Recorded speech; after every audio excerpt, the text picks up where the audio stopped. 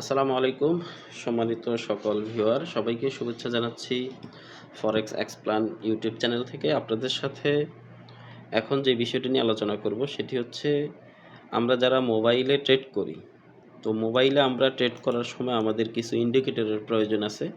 আপনি পিসিতে করলেও ইন্ডিকেটরের প্রয়োজন আছে, কিন্তু মোবাইলে কিভাবে আমরা ইন্ডিকেটরগুলো সেট করব সেটা নিয়ে আমি আপনাদের সাথে এখন আলোচনা করব। তো শুরু করি আমরা।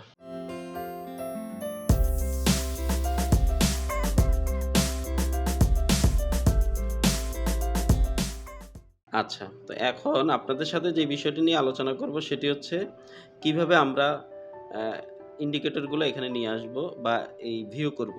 ইন্ডিকেটরগুলো সবগুলোই আমাদের অ্যাপসের মধ্যে আছে। আমরা জাস্ট এগুলা কিভাবে আমরা আমাদের চার্টের মধ্যে নিয়ে আসবো সেটা আমরা এখন দেখব।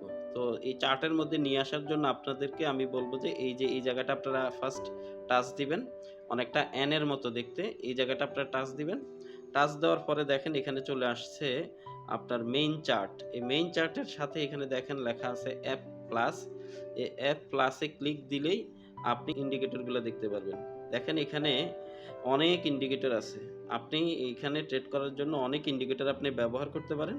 তবে অনেক ব্যবহার করলে আপনি চার্টই দেখতে পারবেন না। আমরা কয়েকটা ২ থেকে ৩ টা ইন্ডিকেটর এখানে সেট করে আপনাদেরকে দেখাবো।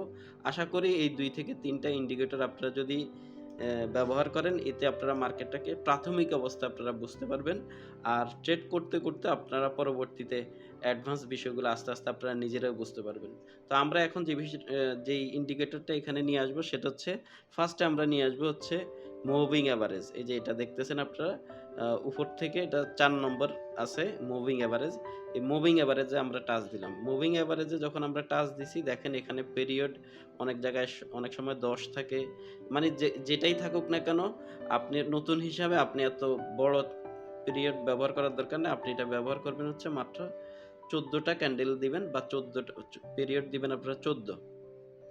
আর এখানে পিক্সেলটা একটু কমায় দিতে পারেন। কারণ লাইনটা তাইলে আপনার চিকন হয়ে আসবে। আপনার চার্টটা আপনি সুন্দরভাবে দেখতে পারবেন। এই যে এটা হচ্ছে পিক্সেল। আর এখানে যে কালারটা আছে এই কালারটা আপনারা আপনাদের মনের মতো করে আপনারা কালার দিতে পারেন। তবে আমি সবসময় ব্যবহার করি হচ্ছে এই কালারটা। আপনারা আপনাদের যে কালার পছন্দ হয় সেটা আপনারা দিতে পারবেন। দেন আমরা এখানে ডান দিয়ে দিলাম। এই ডান দেওয়ার সাথে, সাথে আমাদের এই আপনার ইন্ডিকেটরটা সেট হয়ে গেছে। এখন আমরা যদি চার্টে যাই, দেখেন চার্টে একটু আগে ছিল না, এই দাগটা ছিল না। এই যে দাগটা দেখতেছেন আপনারা, এটা হচ্ছে মুভিং এভারেজ। তো আমি আপনাদেরকে মুভিং এভারেজটার ব্যাপারে একটু ধারণা দিয়ে দিই। পরবর্তীতে আরেকটা ইন্ডিকেটর আ আ আ আসার পরে সেটার কি কাজ সেটাও আমি আপনাদেরকে জানাই দিব। আপনারা যদি আমি সাধারণভাবে যদি আপনাদেরকে বলি, দেখেন এই যে এই মুভিং এভারেজটা যখন মার্কেট দেখেন যে ক্যান্ডেলের সাথে, সাথে উপরে উঠতেছে। যখন একটা ক্যান্ডেল এটাকে ফোর্স নিয়ে যখন এটাকে ভেদ করে যখন মার্কেট এই মুভিং এভারেজের নিচে যখন ক্লোজ করছে দেখেন আপনারা, এরপরে কিন্তু মার্কেট একটানা ডাউন করতেছে। সেম ডাউন করে যখন মার্কেট পরবর্তীতে আবার যখন ফোর্স দিয়ে যখন মার্কেট উপরের দিকে উঠে, তখন কিন্তু মার্কেট আবারও কিন্তু কি করছে? উপরের দিকে ধরে রাখছে এখনো পর্যন্ত। তো এইভাবে আমরা যদি এটা ১ ঘন্টার ক্যান্ডেলের ক্ষেত্রে দেখি, সেম এটা দেখা যাবে। দেখেন কয়েক জায়গায় মার্কেট এই মুভিং এভারেজটাকে অনার করে মার্কেট কিন্তু ডাউনের দিকে বা আপের দিকে ধরে রাখছে। এবার আমরা যদি ধরেন আপনাদেরকে 4 আওয়ার দেখাই, তাহলে 4 আওয়ারেরও কিন্তু একই অবস্থা। দেখেন এই জায়গাটা থেকে যখন মার্কেট এই মুভিং এভারেজটাকে যখন ভেদ করে যখন মার্কেট ডাউন করছে, এরপরে মার্কেট বহুবার চেষ্টা করছে এটার উপরে কিন্তু স্টেবল হইতে পারে নাই। মার্কেট কিন্তু একটানা ডাউনেই আছে। যতবারই মার্কেট দেখবেন যে এটাকে ভেদ করে আপ করছে অথবা ডাউন করছে, দেখেন মার্কেট একটা ভালো মুভমেন্ট দেখায় কিন্তু পরবর্তীতে হয়তোবা আবার সেটাকে ওভারটেক করছে। এভাবে আমরা যদি যাই ডে 1 এর ক্ষেত্রে যাই, যদি দেখেন আপনারা এটা আরো অনেক বেশি। মানে টাইম ফ্রেমটা যত বড় হবে এটার কার্যকারিতাটা বা এটার দীর্ঘস্থায়িত্বটা কিন্তু তার তত বেশি। সেম একইভাবে যদি আমরা আ উইকলি ক্যান্ডেলে যাই, দেখেন উইকলি ক্যান্ডেলে কোন জায়গা থেকে এই যে এই জায়গাটা থেকে মার্কেট কিন্তু মুভিং এভারেজের উপরে ধরে রাখছে। এরপর মানে অনেকবার মার্কেট চেষ্টা করে কিন্তু কি করতে পারে নাই। এই এটা এটাকে ভেদ করে মার্কেট মানে নিচে নামে আসতে পারে নাই। ঠিক আছে? তো এটা আমি আপনাদেরকে দেখাই দিলাম। এটা হচ্ছে মুভিং এভারেজের, এটা হচ্ছে মানে এটা থেকে আপনারা মানে কিছুটা ধারণা নিতে পারবেন। একটা জিনিস খেয়াল রাখবেন, ফরেক্স মার্কেটে কোনো ইন্ডিকেটরই কিন্তু 100% আপনাদেরকে রেজাল্ট দিবে না। এটার একটা ধারণা আপনাদেরকে দিবে জাস্ট। আপনি যখন অনেকগুলো ইন্ডিকেটর ব্যবহার করবেন, অনেকগুলো ইন্ডিকেটরের মধ্যে আপনি নিজস্ব একটা অ্যানালাইসিস থেকে আপনি যখন একটা ট্রেড বসাবেন, সেটা বেশি কার্যকরী হবে। কিন্তু কোনো ইন্ডিকেটর ইন্ডিকেটরের উপরে আপনি 100% আস্থা নিয়ে কখনো ট্রেড করতে পারবেন না। দেন আমরা আসি সেকেন্ড আরেকটা আ ইন্ডিকেটর আমরা নিয়ে আসবো চার্টের মধ্যে। সেটার জন্য আমরা আবারও ওই যে অ্যান এর উপরে ক্লিক দিব বা অ্যান এর মতো দেখতে যেই এটার উপর আমরা ক্লিক দিব। দেন এখানে আবারও এফ প্লাসে আমরা যদি ক্লিক দেই, আবারও আমরা দেখা যাচ্ছে যে সেই ইন্ডিকেটরগুলো আমরা দেখতে পাচ্ছি।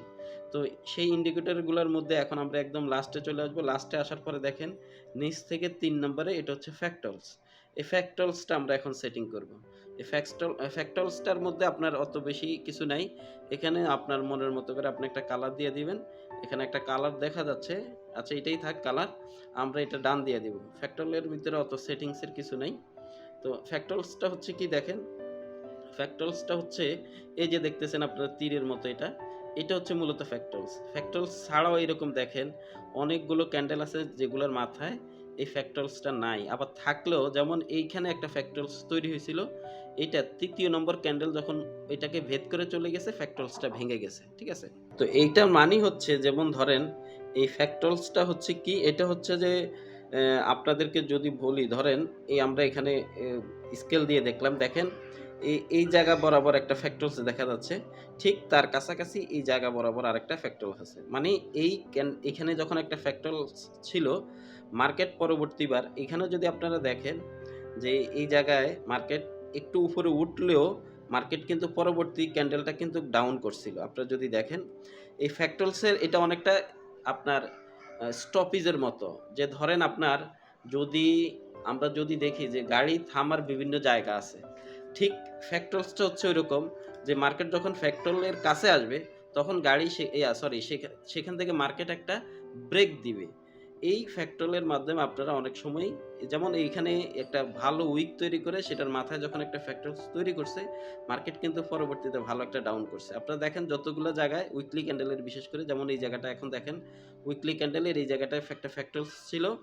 এই জায়গাটা থেকে মার্কেট যখন আরেকটা ফ্যাক্টলস তৈরি করছে তার পরবর্তীতে কিন্তু মার্কেট আবার একটা ডাউন করছে। তো এখন যদি আপনারা দেখেন এখানে আরেকটা টপ প্রাইস তৈরি করছে মার্কেট। এখন এই টপ প্রাইজের কাছে আইসা যদি মার্কেট এই যে দেখেন আপনারা এইটার মাথায় যদি একটা ফ্যাক্টলস হয় আর সেটার কারণ এই রানিং ক্যান্ডেলটা যদি এখন যে এই সপ্তাহে যে ক্যান্ডেলটা তৈরি হবে সেটা যদি এটাকে ওভারটেক করে উপরে চলে যায় তাহলে কিন্তু ওই ফ্যাক্টলসটা ভেঙে যাবে। আর ফ্যাক্টলসটা যদি না ভাঙে এইটা যদি টিকে যায় তাহলে মার্কেট কিন্তু আবার ভালো একটা ডাউন করবে। তো এইভাবে আপনারা ফ্যাক্টলস থেকে একটা ধারণা নিতে পারেন। আমি আপনাদের সাথে এখন পর্যন্ত ২ টা ইন্ডিকেটর নিয়ে আমি আপনাদের সাথে আলোচনা করছি। আরেকটা ইন্ডিকেটর নিয়ে আলোচনা করতে চাই সেটা হচ্ছে আমরা অনেকটা মুভিং এভারেজের মতো। সেটার জন্য আমরা আবারও ওই যে অ্যাপ প্লাসে ক্লিক দিলাম। এটা হচ্ছে প্যারাবোলিক সার। এই প্যারাবোলিক সারটা হচ্ছে অনেকটা মুভিং এভারেজের মতো আপনাদেরকে বলছিলাম। এখানে আপনারা যখন টাচ দিবেন, টাচ দেওয়ার পরে আমরা বেশি কিছু করব না, এটাতে ডান দিয়ে দিব। ডান দিয়ে আমরা আবারও চার্টে যাব। দেখেন প্যারাবোলিক সারটা হচ্ছে অনেকটা এই যে এটার মতো এই ফোঁটাগুলো। ঠিক আছে? এখানে যদি আপনারা যান এখানে দেখেন মার্কেটটা যখন এই নিচ থেকে যখন আপ করে এখানে ফোঁটা হয়ে কিন্তু উপরের দিকে আসে।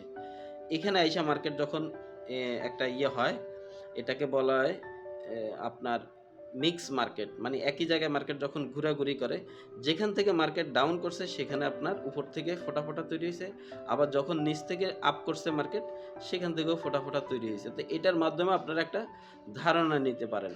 যেমন এই জায়গায় আইসা মার্কেট দেখেন এই জায়গায় ফোঁটা ছিল বাট এই জায়গায় মার্কেট ভেদ করে উপরের দিকে উঠে গেছে। তার মানে আপনি এখানে যখন দেখছেন ফোঁটা সেখান থেকে আপনাকে কি আপনি নিশ্চিত হয়ে কিন্তু ট্রেড নিলে কিন্তু ধরা খাইছেন। এজন্য বলছি যে কোনো ইন্ডিকেটরকে আপনি ফুললি বা 100% আপনি বিশ্বাস করে ট্রেড করার প্রয়োজন নাই। তো আমি আপনাদের সাথে এখন ৩ টা ইন্ডিকেটর নিয়ে আলোচনা করছি। আশা করি আপনারা যারা প্র্যাকটিস করতেছেন, নতুন যারা আছেন তারা এই কয়েকটা ইন্ডিকেটর দেখে যদি আপনারা ট্রেড করেন, আশা করতেছি আপনারা খুব ভালোভাবে এই মার্কেটটাকে আস্তে, আস্তে আপনাদের আ নি মানে নিজেদের আওতায় নিয়ে আসতে পারবেন। সো পরবর্তী ভিডিও আপনাদের সাথে আলোচনা হবে। সবাই ভালো থাকেন। আসসালামু আলাইকুম।